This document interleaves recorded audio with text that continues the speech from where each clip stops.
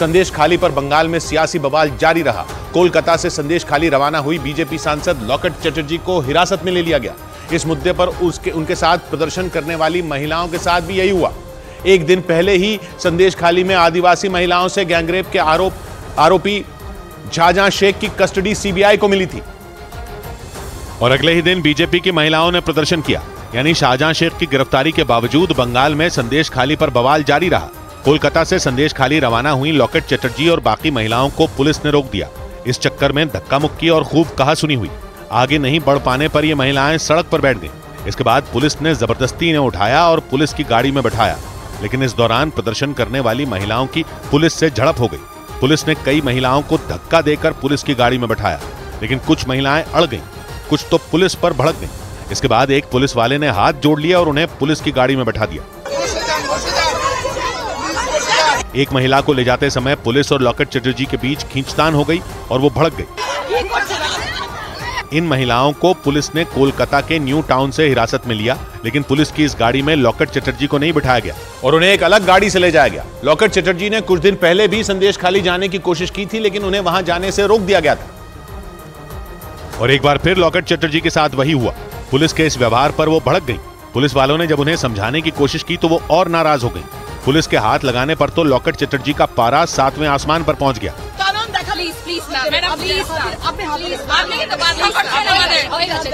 यही नहीं, लॉकेट चटर्जी ने पुलिस के सामने ही अपनी पूरी भड़ास निकाली और आरोप लगाया कि बंगाल पुलिस टीएमसी के इशारे पर काम करती है। मीडिया के सवाल पूछने पर भी वो खूब भड़की।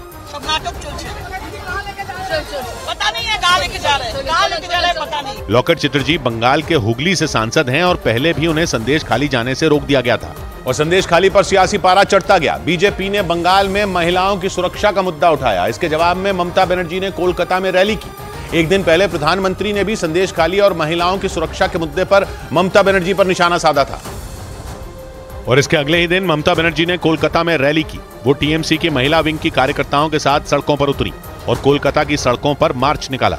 टीएमसी की कार्यकर्ताओं के अलावा ममता बनर्जी के भतीजे अभिषेक बनर्जी भी इस मार्च का हिस्सा बने। इस रैली में ममता ने बंगाल में महिलाओं की सुरक्षा के मुद्दे पर बीजेपी के सवालों का जवाब भी दिया।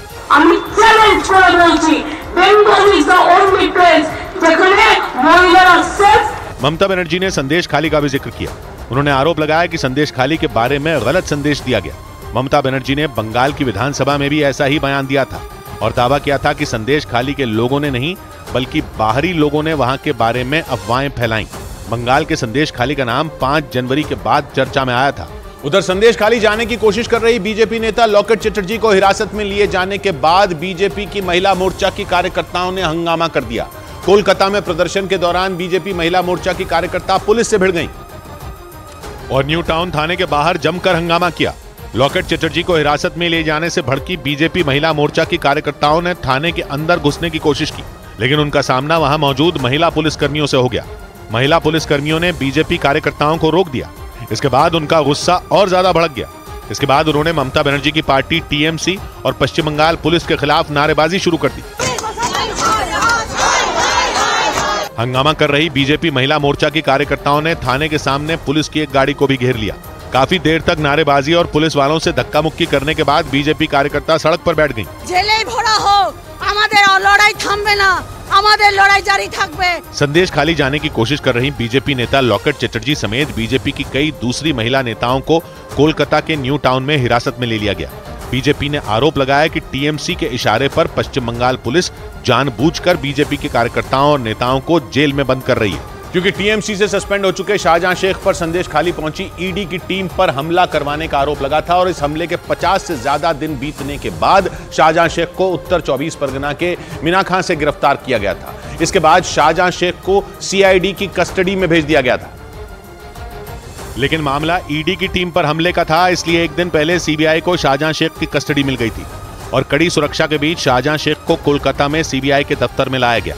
सीबीआई के अधिकारी जब उन्हें लेकर गाड़ी से उतरे तो उनकी बॉडी लैंग्वेज पहले जैसी ही नजर आई, लेकिन इस बार उन्हें दोनों तरफ से सीबीआई अधिकारियों ने पकड़ा हुआ था और वो शाहजहां शेख को लेकर अंदर चले। सूत्रों ने बताया कि सीबीआई की टीम ने सुबह शाहजहां शेख से पूछताछ शुरू कर दी, क्योंकि रात में शाहजहां शेख ने बार बार अपनी तबीयत खराब होने का हवाला दिया और इसलिए उन्हें रात में आराम करने दिया गया। और सुबह उनसे सवाल पूछे गए।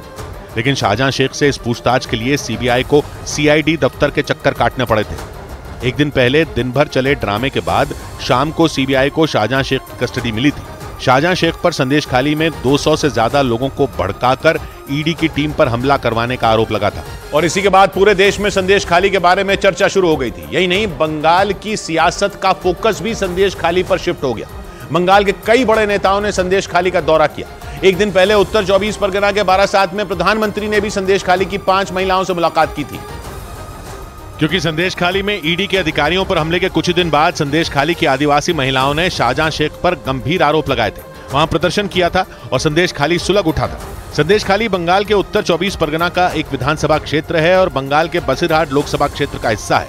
लेकिन इसकी भौगोलिक स्थिति इसे बंगाल के दूसरे विधानसभा क्षेत्रों से अलग करती है, क्योंकि यह दुनिया के सबसे बड़े डेल्टा सुंदरबन का हिस्सा है और वहां के 104 टापुओं में एक टापू है। जब नदियां समुद्र से मिलती हैं तो वो अपने साथ बहाकर लाए गए मिट्टी, कंकड़ और पत्थर को समुद्र के किनारे छोड़ देती हैं और इसे ही डेल्टा कहते हैं। और सुंदरबन तो दुनिया का सबसे बड़ा डेल्टा है, जो भारत और बांग्लादेश के बीच करीब 10,000 वर्ग किलोमीटर तक फैला है। और यहाँ भारत की गंगा और ब्रह्मपुत्र और बांग्लादेश की मेघना नदी बंगाल की खाड़ी में गिरती है और इसीलिए बंगाल का संदेशखाली नदियों से घिरा हुआ है। वहां जाने के लिए नेताओं को नाव का इस्तेमाल करना पड़ता है। शुवेंदु अधिकारी हो या सुकांत मजुमदार, ये सभी बसीरहाट के धामाखाली घाट तक तो गाड़ियों से पहुंच गए थे, लेकिन धामाखाली से संदेशखाली जाने के लिए इन्हें नाव पर सवार होना पड़ा था। यानी जिस संदेशखाली पर बंगाल का सियासी पारा चढ़ा, नेताओं के लिए वहां पहुंचना ही मुश्किल था। लेकिन संदेशखाली की महिलाओं ने शाहजहां शेख पर इतने गंभीर आरोप लगाए कि संदेशखाली बंगाल की सियासत का केंद्र बन गया और करीब 12,000 की आबादी वाले संदेशखाली पर बंगाल का सियासी पारा चढ़ गया। संदेशखाली जिस सुंदरबन डेल्टा का हिस्सा है, वो हरा भरा इलाका बंगाल टाइगर के लिए जाना जाता है। इस इलाके में जंगली जानवर और मगरमच्छों की भी अच्छी खासी संख्या है और वहां की आबादी कम होने की इसे सबसे बड़ी वजह माना जाता है। संदेशखाली और आसपास के इलाके में उरांव, संथाल और मुंडा आदिवासी समुदाय के लोग रहते हैं।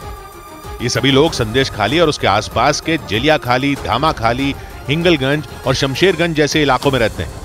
ये वहां का डूब क्षेत्र है, यानी बाढ़ आने पर पूरा इलाका ही डूब जाता है। और कहा जाता है कि इन आदिवासी लोगों को अंग्रेजों ने यहां बसाया था। यानी भारत के राज्य बंगाल और बांग्लादेश की सीमा पर बसे संदेशखाली के लोगों की जिंदगी मुश्किल थी। भौगोलिक परिस्थितियों की वजह से आबादी भी कम है, लेकिन इन आदिवासी लोगों के मुताबिक शाहजहां शेख ने उनकी जिंदगी और मुश्किल कर दी, उनकी जमीनें छीन ली और महिलाओं का शोषण किया। और इन्हीं आरोपों ने छोटे से संदेशखाली के आदिवासियों के मुद्दे को बड़ा बना दिया।